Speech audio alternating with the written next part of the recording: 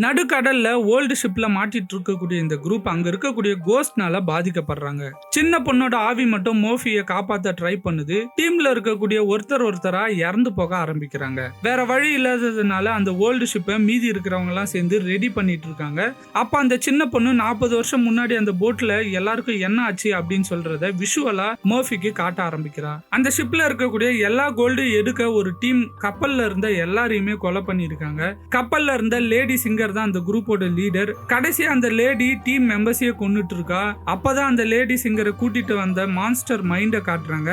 அது வேற யாரும் இல்ல, இவங்களை கூட்டு வந்த ஜாக் தான். மோஃபிக்கு ஜாக் உண்மையிலே ஒரு மனுஷனே கிடையாதுன்ற உண்மை தெரிய வருது. வேற யாருமே உயிரோட இல்லாததுனால மோஃபி மொத்த ஷிப்பையுமே வெடிக்க வைக்க பிளான் பண்றா. அப்போ அலெக்ஸ் அங்க வந்துடுறான். நானும் உங்களை மாதிரி தான், நீங்க ஷிப்பை கலெக்ட் பண்ற மாதிரி நான் சோல்ஸை கலெக்ட் பண்றேன். இந்த ஷிப்பை வெடிக்க வைக்க வேணாம், நான் உன்னை மட்டும் உயிரோட விட்டுடுறேன் அப்படின்னு சொல்லிட்டு வார்ன் பண்றான். ரெண்டு பேரும் சண்டை போட ஆரம்பிக்கிறாங்க.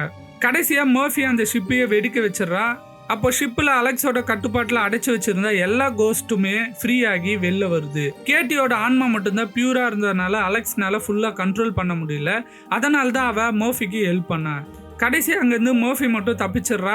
அவளை ஒரு ஷிப்பு பார்த்து காப்பாத்திடுறாங்க. அப்ப அவ அலெக்ஸ் இன்னொரு கப்பல்ல ஏறி போறத பாக்குறான். அவன் ஸ்டில் அதே மாதிரி சோல்ஸை ட்ராப் பண்றதை நிறுத்தல. இதோட இந்த படம் முடியுது.